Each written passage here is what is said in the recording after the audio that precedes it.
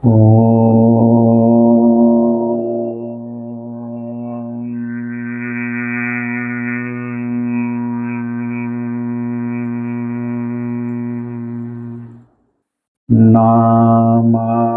சிவாய. அனைத்து ஜோதிட குருமார்களுக்கும், அனைத்து ஜோதிடர்களுக்கும், அனைத்து ஜோதிட ஆர்வலர்களுக்கும் என் பணிவான வணக்கம். இரவல் தந்தவன் கேட்கின்றான், அதை இல்லையென்றால் அவன் விடுவானா? உறவை சொல்லி அழுவதினாலே உயிரை மீண்டும் தருவானா? புகழ்பெற்ற திரைப்பட கவிஞர் கண்ணதாசன் அவர்களுடைய பாடல் வரிகள். இதை ஒரு திரைப்படத்திற்காக எழுதியிருக்கிறார். இதன் பொருள், இறைவன் கொடுத்த கடன், அதாவது இங்கு பிறந்த நபர்களுக்கு இறைவன் உயிரை இரவல்னா கடன், இரவலாக கொடுத்துள்ளார். அந்த உயிரை நிரந்தரமாக அவர் விட்டு வைப்பதில்லை. கொடுத்ததை திருப்பி ஒரு நாள் வாங்கிக் கொள்கிறார். இந்த சட்டத்திற்கு விதிவிலக்கு யாரும் இல்லை என்பதை உணர்த்துவதற்காக அந்த பாடலை அழகாக பாடியிருக்கின்றார்கள். அப்போ இந்த பூமியில் பிறந்த மனிதர்கள் ஒரு நாள் பூமியை விட்டு செல்வார்கள் என்பதை இறைவன் கிரகங்கள் மூலமாக மனித சமூகம் கண்டுகொள்வதற்காக சில குறிப்புகளை கொடுத்துள்ளார். அந்த குறிப்புகள் மரணம் சம்பந்தமாக கண்டுபிடிப்பதில் மிக்க சிரமமாக உள்ளது என்பதை அனைத்து ஜோதிடரும் அறிவர். அதை எளிமைப்படுத்துவதற்காக நானும் ஒரு முயற்சி செய்து இறந்தவர்களுடைய ஜாதகத்தை சிரமப்பட்டு சேகரித்து அதில் ஆய்வு மேற்கொண்டு சிஆர்பி முறையில் கண்டுபிடித்த விதிகளை இந்த அட்டவணையில் பிரித்து எளிமைப்படுத்தி காட்டியுள்ளேன். ஒரு பாடல் மூலம் ஜோதிடம் சொல்லும் ஜோதிடர் மூத்தவருடைய மரணத்தை கண்டறிய ஜோதிட சாஸ்திரத்தில் பாடல் உள்ளது என கூறியிருந்தார்கள். இது போல ஒவ்வொரு உறவு முறைகளுக்கும் எத்தனை பாடல்களை மனப்பாடம் செய்வது, அத்தனை பாடலும் ஜாதகம் பார்க்கும் நேரத்தில் உடனடியாக நினைவுக்கு வருவது என்பது எல்லோராலும் முடியாத காரியம். முடிந்தவர்கள் பின்பற்றுகிறார்கள், முடியாதவர்கள் அந்த பாடலை எல்லாம் மனப்பாடம் செய்து பலன் கூறுவதற்கு விரும்புவதில்லை. உண்மையில் சொல்லப்போனால் அந்த பாடல்கள் எனக்கும் தெரியாது. அதனாலதான் இந்த ஜோதிட முறையை புதுசாக கண்டுபிடிக்க காரணமாக இருந்துச்சு. இதை பொறுத்த வரைக்கும் மிக எளிமையானது என்பதை புரிந்து கொண்டால் நடைமுறைப்படுத்துவது எளிது. நான் ஜோதிடத்தில் ஆராய்ச்சி செய்து 48 தலைப்புகளில் கண்டறிந்த ஜோதிட உண்மைகளை ஜோதிட அமுதம் என்னும் புத்தகத்தில் வெளியிட்ட கருத்துக்களை மற்றவர்களும் பயன்பட வேண்டும் என்ற உயர்ந்த எண்ணத்தில் நூலில் உள்ள அனைத்து தலைப்புகளை உள்ளடக்கிய வீடியோக்கள் எனது சேனலில் பதிவிட்டு வருகிறேன். அந்த விதத்தில் குடும்ப உறவுகளில் மரணம் எந்த விதத்தில் ஏற்படுகிறது என்பதை 8 தலைப்புகளில் ஆய்வு செய்து கண்டறிந்த உண்மைகளை தனித்தனியாக 8 வீடியோவாக வெளியிட்டிருந்தேன். அதை தற்சமயம் சுருக்கம் செய்து ஒரே வீடியோவில் கொண்டு வர விரும்பி இந்த பதிவை வெளியிடுகிறேன். ஸ்க்ரீனில் தெரிகிற இந்த ஸ்லைடை பாருங்க.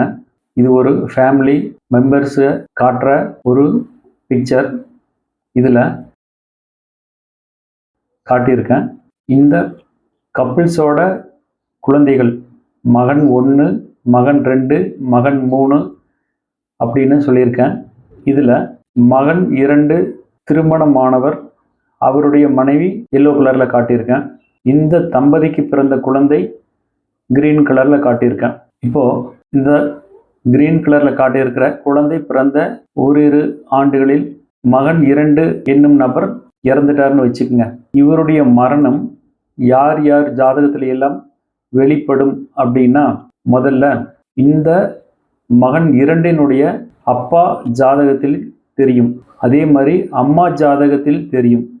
என்ன தெரியும்னா, அப்பா அம்மா இவர்கள் உயிரோடு இருக்கும் பொழுதே மகன் 2 இறந்துருவாருன்னு தெரியும்.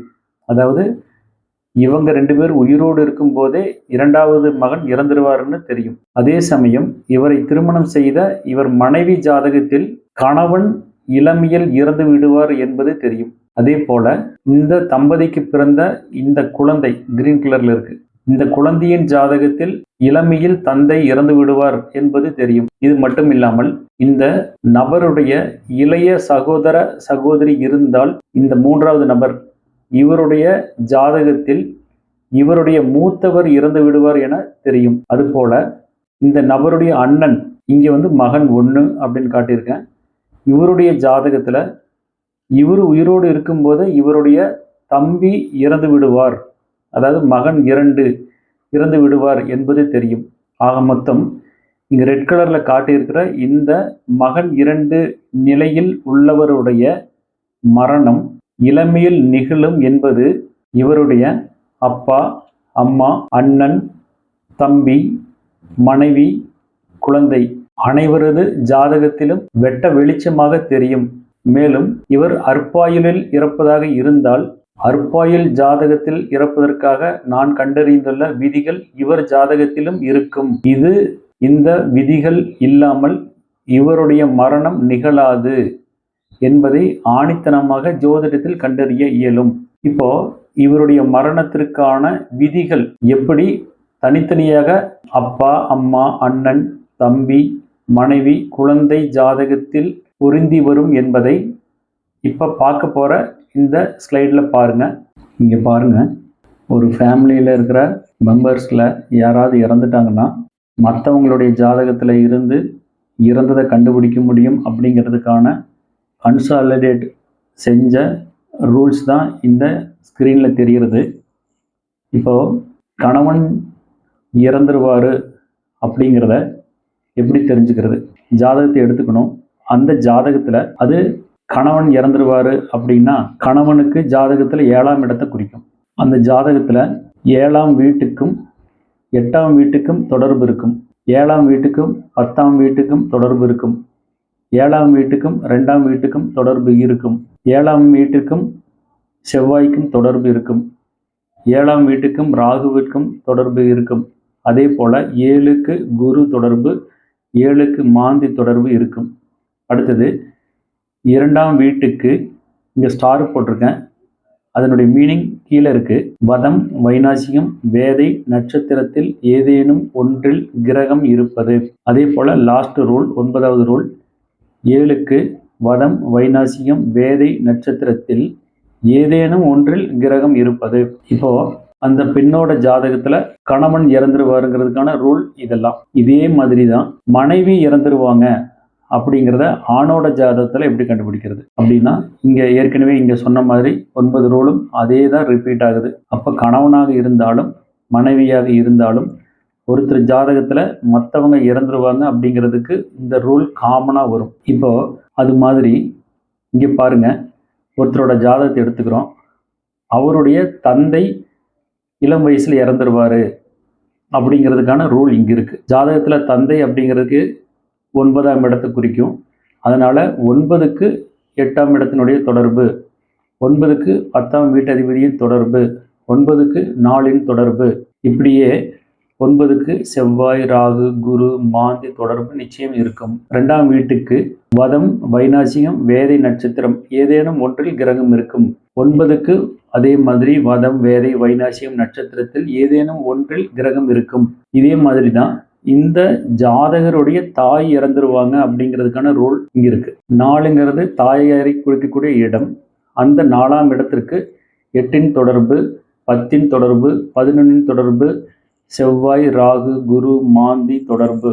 அது கூட ஏற்கனவே சொன்ன மாதிரி 2ஆம் வீட்டுக்கு வதம், வைநாசிகம், வேதை நட்சத்திரத்தில் ஏதேனும் என்றால் கிரகம் இருப்பது. 4ஆம் வீட்டு அதிபதி நின்ற நட்சத்திரத்திற்கு வதம், வைநாசிகம், வேதை நட்சத்திரம் ஏதேனும் என்றால் கிரகம் இருப்பது. இந்த மாதிரி இந்த ரூல் எல்லாமே நிச்சயமா இளமையில் தாயாரை இழந்தவருடைய ஜாதகத்துல இருக்கும். அடுத்தது, பெற்றோர் இருக்கும்போது வாரிசு இறந்து விடுவது.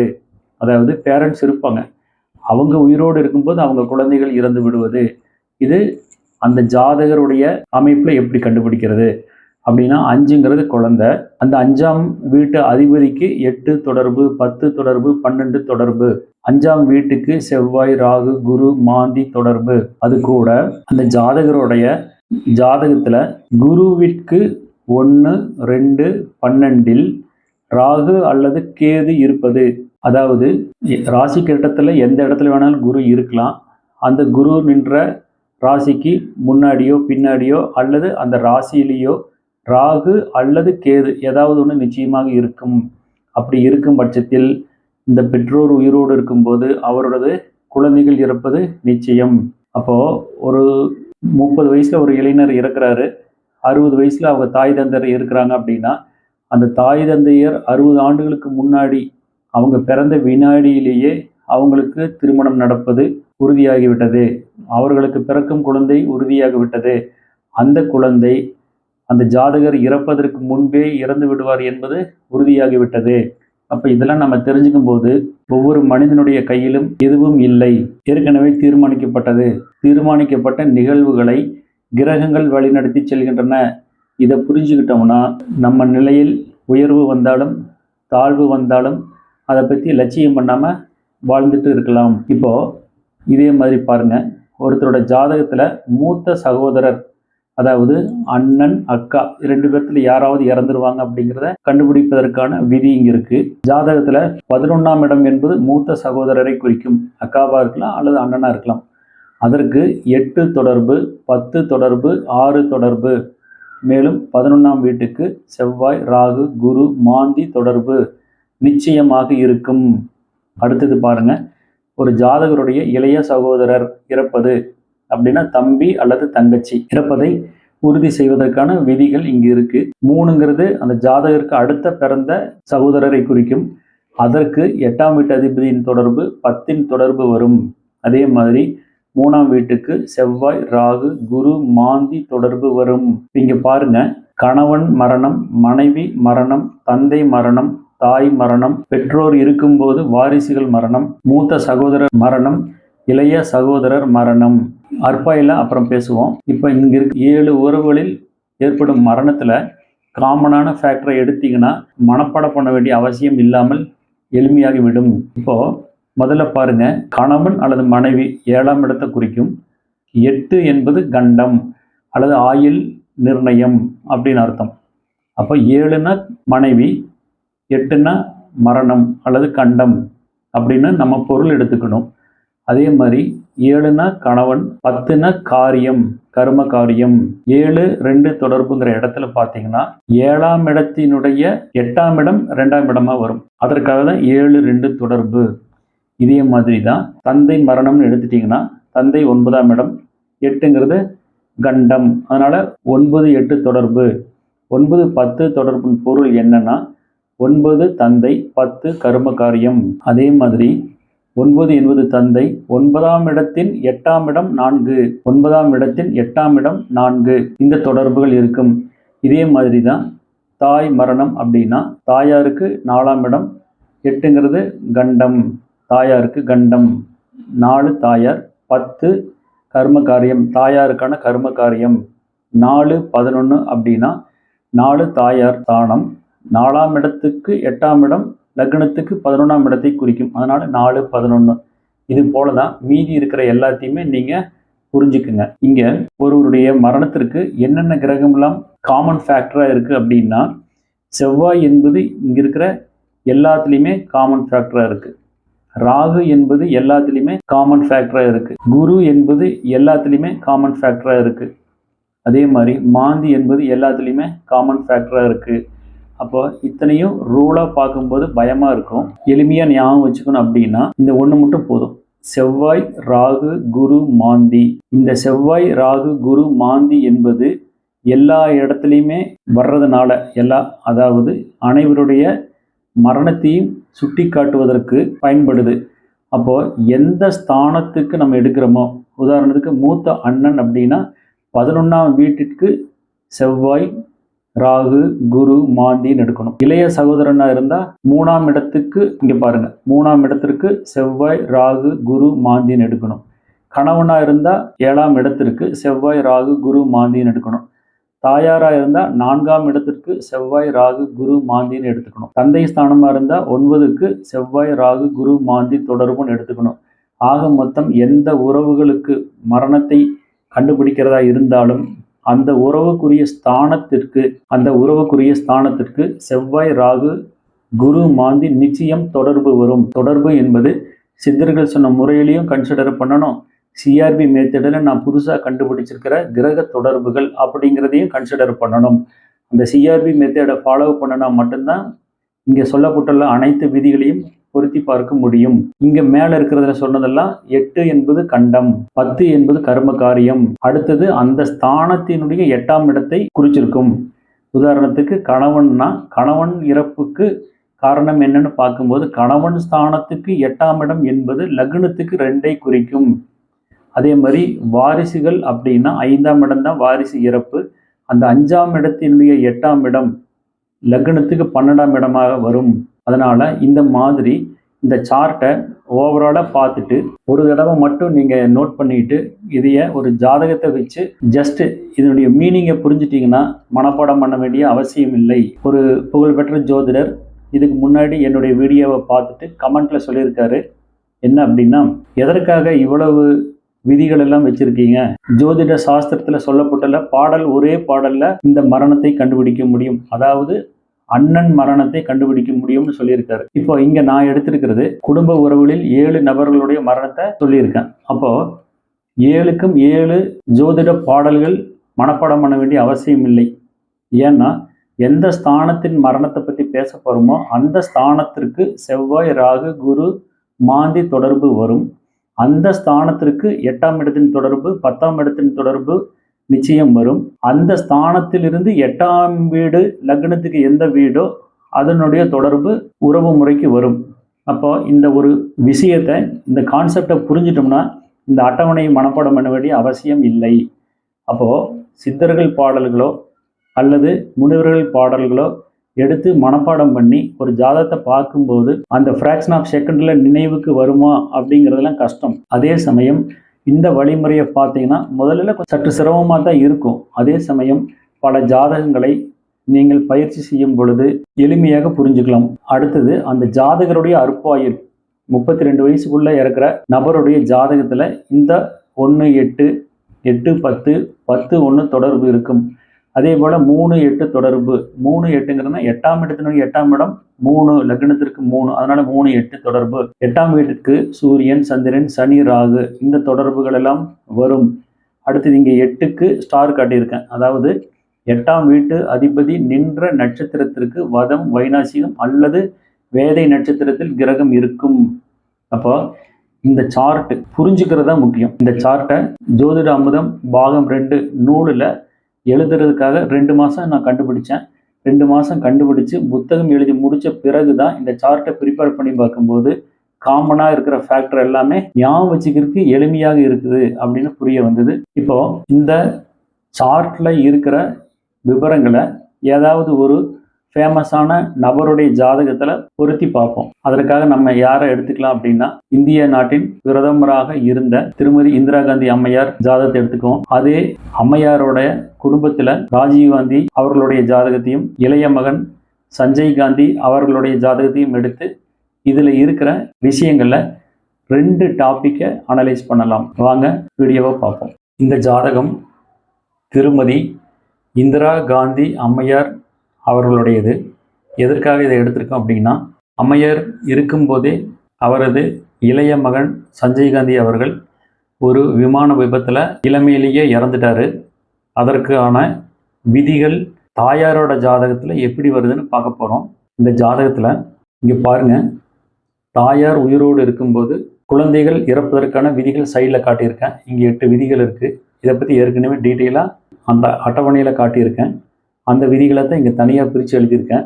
இப்போது அம்மையார் பிறந்த லக்னம் கடகம், லக்னத்திலேயே சனி இருக்குது, 2ஆம் இடத்துல செவ்வாய், 5ஆம் இடத்துல சூரியன் புதன் இருக்குது, தனுசில் சுக்கிரன் ராகு இருக்குது, மகரத்தில் சந்திரன், ரிஷபத்தில் குரு, மிதுனத்தில் கேது, மாந்தி கிரகங்கள் இப்படி இருக்குது. இதில் ரூல் 1 5-8 தொடர்பு எப்படி பொருந்தி வருதுன்னு பார்க்குறோம். கடக லக்னத்திற்கு 5ஆம் வீடு என்பது விருச்சிகம். இதன் அதிபதி செவ்வாய் 2ஆம் இடத்துல இருக்குது. இங்கே இருக்கிற செவ்வாய் தனது 7ஆம் பார்வை மூலமாக கும்பத்தை பார்க்குது. கும்பம் என்பது கடக லக்னத்திற்கு 8ஆம் இடம். அதனால் 5-8 கனெக்ட் ஆகிருக்குதுன்னு பார்க்க முடியுது. மேலும் பாருங்கள், சனி கிரக பாதசாரத்தில் பாருங்கள் ஆயில்யம் நட்சத்திரத்தில் இருக்குது. இந்த புதன் விருச்சிகத்தில் இருக்கிற புதன் கிரக பாதசாரத்தில் பாருங்கள் அனுஷம் நட்சத்திரத்தில் இருக்குது. புதன் அமர்ந்தது சனியின் நட்சத்திரம், சனி அமர்ந்தது புதனின் நட்சத்திரமான ஆயில்யம். அப்போது இந்த மாதிரி இருந்தால் நட்சத்திர பரிவர்த்தனை அப்படிங்கிற முறையின்படி ஆயில்யம் நட்சத்திரத்தில் இருக்கிற சனியை புதன் இருக்கின்ற அனுசம் நட்சத்திரத்திற்கு டிரான்ஸ்ஃபர் பண்ணலாம். புதனை சனி அமர்ந்த நட்சத்திரமான ஆயில்யம் நட்சத்திரத்திற்கு டிரான்ஸ்ஃபர் பண்ணலாம். அப்போ சனி விருச்சிகத்துக்கு வந்துடும், புதன் கடகத்துக்கு போயிடும். இந்த விதத்தில் லக்னத்திற்கு 8 சனி விருச்சிகத்திற்கு வந்ததாக எடுத்துக்கிட்டோம்னா 5-8 கனெக்ட் ஆகிறத பார்க்க முடியுது. ரூல் 2, 5-10 தொடர்பு. இங்கே பாருங்க, கடக லக்னத்திற்கு 5ஆம் வீட்டு அதிபதி செவ்வாயே தான் 10ஆம் வீட்டு அதிபதியாகவும் இருக்கிறதுனால 5-10 கனெக்ட் ஆகிருக்குன்னு பார்க்க முடியுது. ரூல் 3, 5-12 தொடர்பு. கடக லக்னத்திற்கு 12ஆம் வீட்டு அதிபதி புதன் எங்கே இருக்குது? 5ஆம் வீட்டில் இருக்குது. அப்போது 5-12 கனெக்ட் ஆகிருக்கிறத பார்க்க முடியுது. ரூல் 4, 5 செவ்வாய் தொடர்பு. அதாவது 5ஆம் வீட்டுக்கு செவ்வாய் தொடர்பு. கடக லக்னத்திற்கு 5ஆம் இடம் விருச்சிகம், இதன் அதிபதி செவ்வாய். அதே செவ்வாய் சிம்மத்திலிருந்து 4ஆம் பார்வை மூலமாக விருச்சிகத்தை பார்க்கறதுனால 5ஆம் வீட்டிற்கு செவ்வாய் தொடர்பு வந்திருக்கிறத பார்க்க முடியுது. ரூல் 5, 5 ராகு தொடர்பு. 5ஆம் வீட்டிற்கு ராகு தொடர்பு வரணும். ஏற்கனவே சொன்ன மாதிரி தான், ஒரு கிரகத்தின் 3 நட்சத்திரத்தில் அமர்ந்த கிரகங்களை அந்த நட்சத்திரங்களுக்குள் இடமாற்றி வைத்து பார்க்கலாம். செவ்வாய் எங்கே இருக்குன்னு பாருங்க, பூரம் நட்சத்திரத்தில் இருக்கு. அதே சமயம் சுக்கிரன் எந்த நட்சத்திரத்தில் இருக்கு? பூராடம் நட்சத்திரத்தில் இருக்கு. பூரம் பூராடம் ரெண்டுமே சுக்கிரனுடைய நட்சத்திரம். அதனால பூரம் நட்சத்திரத்தில் இருக்கிற செவ்வாயை சுக்கிரன் உள்ள பூராடம் நட்சத்திரத்துக்கு மாற்றலாம். சிம்ம ராசியில் இருக்கிற செவ்வாய் தனுசு ராசிக்கு வந்துடும். அந்த தனுசு ராசிக்கு வந்த செவ்வாயோட ராகு டைரக்டாக கனெக்ட் ஆகிறத பார்க்க முடியுது. அதனால 5ஆம் வீட்டு அதிபதிக்கு ராகு தொடர்பு வந்திருக்குது. ரூல் 6, 5 குரு தொடர்பு. இங்கே பாருங்க, கடக லக்னத்திற்கு 5ஆம் இடமான விருச்சிகத்தை ரிஷப ராசியில் இருக்கிற குரு தனது 7ஆம் பார்வை மூலமாக பார்க்குது. அதனால 7ஆம் வீட்டிற்கு குரு தொடர்பு வந்திருக்குன்னு புரிஞ்சுக்கணும். ரூல் 7, 5 மாந்தி தொடர்பு. கடக லக்னத்திற்கு 12ஆம் இடமான மிதுனத்தில் இருக்கிற மாந்தி தனது 3ஆம் பார்வை மூலமாக செவ்வாயை பார்க்குது. அதாவது 5ஆம் வீட்டு அதிபதி செவ்வாயை மாந்தி பார்க்குது. ரூல் 8, குருவிற்கு 1, 2, 12 இதில் ராகு அல்லது கேது இருப்பது. அதாவது ஏதாவது ஒன்று தான் இருக்க முடியும். குருவுக்கு முன்னாடி வீட்டில், பின்னாடி வீட்டில், அல்லது குரு இருக்கிற வீட்டில் இருக்கணும். குரு பாருங்க ரிஷபத்தில் இருக்குது. குரு இருந்த வீட்டுக்கு அடுத்த வீட்டில் கேது இருக்குது. 8வது விதி பொருந்தி வரதை பார்க்க முடியுது. இந்த 8 விதியும் இருந்ததுனால தான் அம்மையார் உயிரோடு இருக்கும்போது அவருடைய 2வது மகனான சஞ்சய் காந்தி இறந்துட்டாருங்கிறத புரிஞ்சுக்க முடியுது. இப்போ இந்த அம்மையார் அவர்கள் 1917 பிறந்திருக்காங்க. 17 அவங்க பிறந்த பொழுதே அவங்களுக்கு முன்னாடியே அவருக்கு பிறக்கும் குழந்தை இறந்துருங்கிறது உறுதியாயிருது. இந்த உறுதி செய்யப்பட்ட தகவல் மேலும் பாருங்க, இந்திரா காந்தியினுடைய முதல் மகனான ராஜீவ்காந்தி ஜாதகத்திலையும் வரும். அதை இப்போ நம்ம பார்க்க போகிறோம். இந்த ஜாதகம் திரு ராஜீவ்காந்தி அவர்களுடையது. இந்த ஜாதகத்தை கொண்டு இவருக்கு அடுத்து பிறந்த சஞ்சய் காந்தி அவர்கள் இறந்ததை உறுதி செய்கிறோம். இதற்கு இருக்கிற ரூல் சைடில் இருக்குது பாருங்க, 6 ரூல் இருக்குது. இந்த 6 ரூலும் வந்ததுனால தான் ராஜீவ்காந்தி பிறந்ததுக்கு அடுத்தது பிறந்த சஞ்சய் காந்தி இறந்துடுறாரு. அதை இப்போ எப்படின்னு பார்க்கலாம். ராஜீவ்காந்தி அவர்கள் பிறந்தது கன்னி லக்னம். லக்னத்திலே செவ்வாய் இருக்குது. மகரத்தில் கேது மாந்தி, மிதுனத்தில் சனி, கடகத்தில் ராகு, சிம்மத்தில் சூரியன், சந்திரன், புதன், குரு, சுக்கிரன், இப்படி கிரகங்கள் இருக்குது. இந்த தம்பி இறப்பதற்கான விதிகள் என்ன பார்ப்போம். ரூல் 1, 3, 8 தொடர்பு. கன்னி லக்னத்திற்கு 3ஆம் வீட்டு அதிபதி செவ்வாய். இதே செவ்வாய் தான் 8ஆம் வீட்டிற்கும் அதிபதியாக இருக்குது. அதனால தான் இப்படி கோடு போட்டு காட்டியிருக்கேன். அப்போது 3, 8 தொடர்பாக இருக்குன்னு பார்க்க முடியுது. ரூல் 2, 3, 10 தொடர்பு. கன்னி லக்னத்திற்கு 3ஆம் வீட்டு அதிபதியான செவ்வாய் உத்திரம் நட்சத்திரத்தில் இருக்குது. சித்தர்கள் சொன்ன முறையில் பார்க்கும்போது 3ஆம் வீட்டுக்கு அதிபதியான செவ்வாயும் 10ஆம் வீட்டு அதிபதியான புதனும் டைரெக்டாக லிங்க் ஆகலை. என்னுடைய முறையில் நான் சொல்லியிருக்கேன், ஒரு நட்சத்திரத்தில், அதாவது அடுத்தடுத்த வீடுகளை கனெக்ட் பண்ணக்கூடிய இடத்துல இருக்கிற உடையவிட்ட நட்சத்திரங்களில் அமர்ந்த கிரகங்கள் இணையும். அந்த விதத்தில் புதன் பாருங்க, புதன் அமர்ந்த நட்சத்திரம் உத்திரம். லக்னத்திற்கு 3ஆம் வீட்டு அதிபதி செவ்வாய் அமர்ந்த நட்சத்திரம் உத்திரம். அப்போ சூரியனுடைய நட்சத்திரமான இங்கே பாதத்தை பற்றி கவலைப்பட வேண்டியதில்லை. 1, 2, 3, 4 எந்த பாதமாக இருந்தாலும் நம்ம எடுத்துக்கலாம். உத்திரம் நட்சத்திரமாக இருக்கணும், அதுதான் முக்கியம். அப்போ இந்த உத்திரம் நட்சத்திரத்தில் உள்ள செவ்வாயும் புதனும் தொடர்பு பெற்றதாக பொருள். இது சிஆர்பி மெத்தடில் தான் நான் கண்டுபிடிச்சிருக்கேன். அப்போ 3ஆம் வீட்டதிபதி செவ்வாயும் 10ஆம் வீட்டதிபதி புதனும் தொடர்பு பெற்றதாக எடுத்துக்கணும். ரூல் 3 செவ்வாய் தொடர்பு. கன்னிலக்னத்திற்கு செவ்வாய் 3ஆம் வீட்டு அதிபதியாக இருக்கிறதுனால இந்த ரூல் எளிமையாக பொருந்தி வருது. ரூல் 4 ராகு தொடர்பு. கன்னிலக்னத்திற்கு 3ஆம் வீட்டு அதிபதி செவ்வாய் லக்னத்தில் இருக்கு. கடகத்தில் இருக்கிற ராகு 3ஆம் பார்வை மூலமாக செவ்வாயை பார்க்குது. அதனால ரூல் 4 பொருந்தி வரதை பார்க்க முடியுது. ரூல் 5 குரு தொடர்பு. ஏற்கனவே சொன்ன மாதிரி தான், ஒரு கிரகத்தினுடைய நட்சத்திரத்தில் அமர்ந்த கிரகமும் அந்த கிரகத்தினுடைய வீட்டில் அமர்ந்த கிரகமும் தொடர்பு பெறும். அப்போ செவ்வாய் அமர்ந்த நட்சத்திரம் உத்திரம் சூரியனுடையது. அதே சூரியனுடைய வீட்டில் குரு இருக்கு. அதனால குருவும் செவ்வாயும் இணைந்ததாக எடுத்துக்கணும். இப்போ இது சம்பந்தமாக ஏற்கனவே சிஆர்பி மெத்தட் அப்படிங்கிற ஒரு வீடியோவில் இதை பற்றி எலாபரேட்டாக சொல்லியிருக்கேன். அது சம்பந்தமான வீடியோவை பார்க்கணும் அப்படின்னா டிஸ்கிரிப்ஷனில் இருக்கிற லிங்கில் போய் பாருங்கள். ரூல் 6 மாந்தி தொடர்பு. கன்னி லக்னத்திற்கு 5ஆம் இடமான மகரத்தில் மாந்தி இருக்கு. அங்கே இருக்கிற மாந்தி தனது பார்வையை செவ்வாய் வீடான விருச்சிகத்திற்கு கொடுக்குது. அப்போ 3ஆம் இடத்திற்கு மாந்தி தொடர்பு வந்திருக்குன்னு புரிஞ்சுக்கணும். மேலும் ஏற்கனவே சொல்லியிருக்கேன், ஒரு கிரகத்தினுடைய 3 நட்சத்திரத்தில் அமர்ந்த கிரகங்கள் இணையும். அந்த 3 நட்சத்திரத்தில் உள்ள கிரகங்களை அந்த 3 நட்சத்திரங்களுக்குள் இடமாற்றி வைத்து பார்க்கலாம். அந்த விதத்தில் மாந்தி அமர்ந்த நட்சத்திரம் உத்திராடம், செவ்வாய் அமர்ந்த நட்சத்திரம் உத்திராடம் ரெண்டுமே சூரியனுடைய நட்சத்திரமாக இருக்கிறதுனால மாந்திய கன்னி ராசியில் செவ்வாய் உள்ள நட்சத்திரமான உத்திரத்திற்கு டிரான்ஸ்ஃபர் பண்ணலாம். அப்படியும் செவ்வாய்க்கு மாந்தி தொடர்பு வருங்கிறத புரிஞ்சுக்குங்க. இந்திரா காந்தி அம்மையாரோட ஜாதகத்தில் தனது இளைய மகன் இறந்து விடுவார் அப்படிங்கிறது வர்றதை பார்க்க முடிஞ்சது.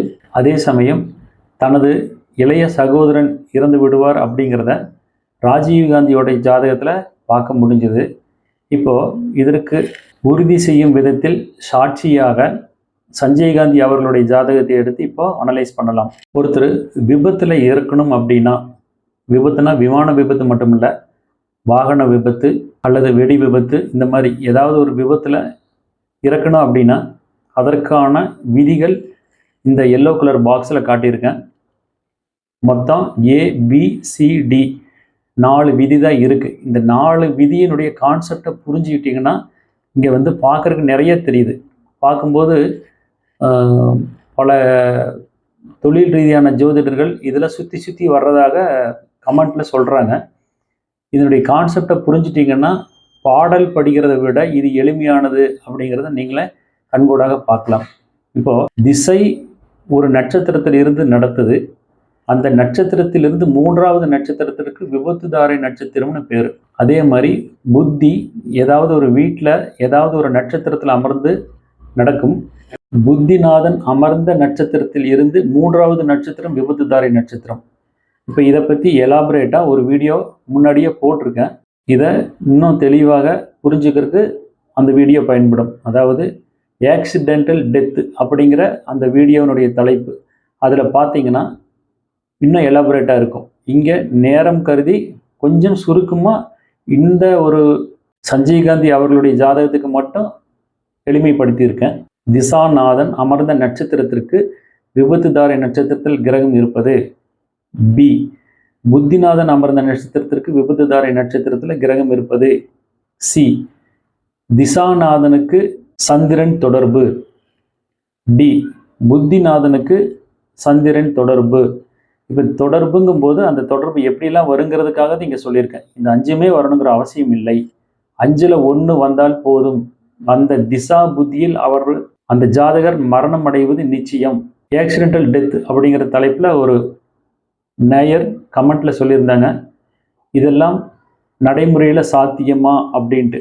கிட்டத்தட்ட 25-30 விபத்தில் மரணம் அடைந்தவங்களுடைய ஜாதகத்தை எடுத்து ஆராய்ச்சி செய்து கண்டுபிடிக்க முடியும் அப்படின்னா ஒரு ஜாதகத்தை எடுத்து இந்த ரூல் இருக்கான்னு பார்க்குறது கஷ்டம் இல்லை. ஜாதகர் இதற்கு பொறுமையாக ஜோதிடரிடம் உட்காரணும். ஜோதிடர் பொறுமையாக குறைந்தது அரை மணி நேரமாவது அந்த ஜாதகத்தை முழுமையாக ஆய்வு செய்து, ஒரு ஜாதகத்தை பார்க்கும்போது 8ஆம் இடம் சம்பந்தம் வருகிறது என்றாலே அந்த நபருக்கு ஏதோ கெடுதல் நடக்கப் போகிறது என்பதை புரிந்து கொண்டு இந்த விவரங்களையெல்லாம் கவனமாக பார்க்கணும். இப்போ இந்த ஜாதகத்தை பார்க்கலாம். விபத்து மரணம் திரு சஞ்சய் காந்தி ஜாதகம். இதில் இவர் விபத்தில் இறக்கிறதுக்கான விதிகள் சைடில் சொல்லியிருக்கேன். ஏற்கனவே முன்பக்கத்தில் எல்லோ கலர் பாக்ஸில் காட்டியிருந்ததை இந்த ஜாதகத்திற்கு ஏற்ற 4 விதிகளை மட்டும் ஃபில்டர் பண்ணி எடுத்துகிட்டு வந்திருக்கேன். பாருங்கள். திசாநாதன் அமர்ந்த நட்சத்திரத்திற்கு விபத்து தாரை நட்சத்திரத்தில் ஏதேனும் ஒரு கிரகம் அல்லது லக்ன புள்ளி இருப்பது.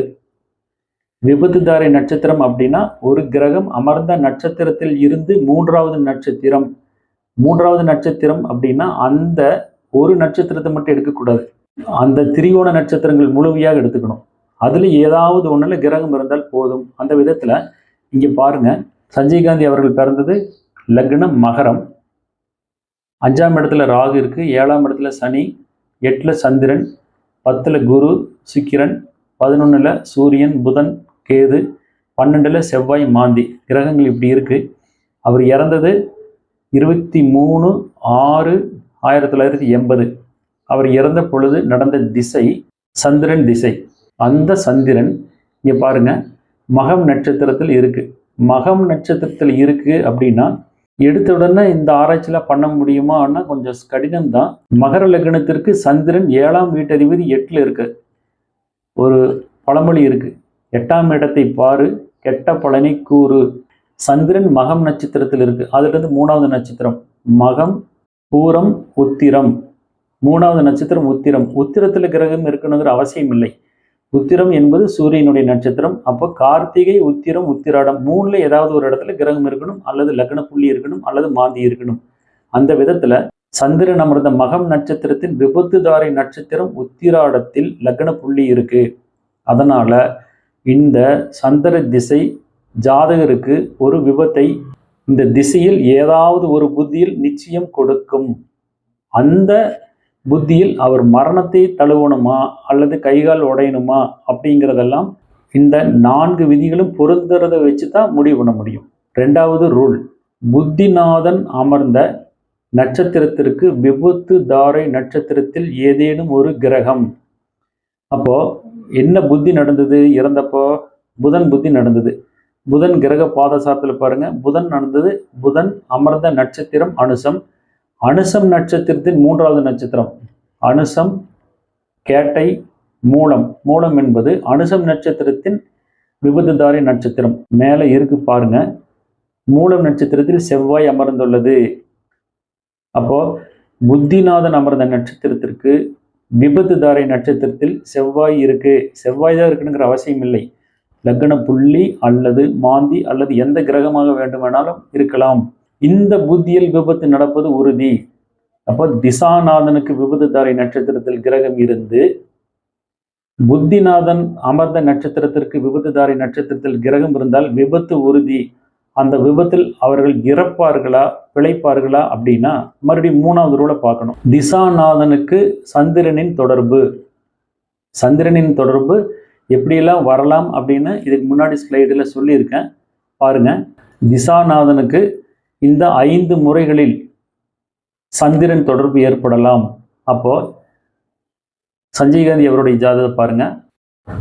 திசை சந்திரன், திசாநாதனே சந்திரனா போனதுனால 3வது ரூல் எளிமையா பொருந்தி வருது. அடுத்தது 4வது ரூல், புத்திநாதன் நீர் ராசிகளில் இருப்பது. புத்திநாதன் நீர் ராசிகளில் மட்டும் இருக்கணுங்கிற அவசியம் இல்லை. இங்க பாருங்க, புத்திநாதனுக்கு இந்த 5 முறைகளில் சந்திரனுடைய தொடர்பு வரணும்.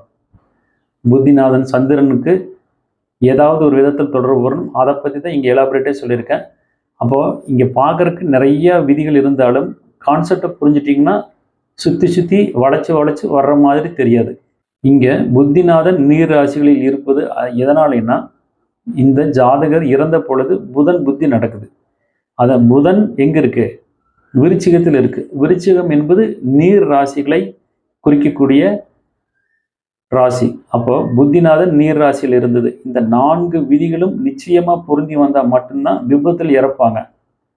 இதுல இந்த முதல் 2 விதி வந்து இந்த 3 நாளில் ஏதாவது ஒன்று வரலைன்னா விபத்து நடக்கும், அடிபடும், இறக்க மாட்டாங்கிறத உறுதியாக புரிஞ்சுக்கலாம்.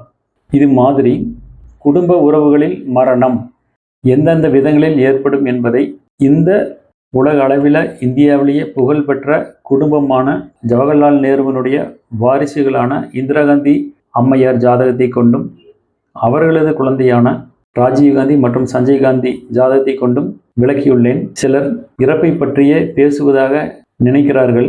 இந்த அமைப்பு இல்லை என்றால் விபத்தில் மரணம் நடக்காது.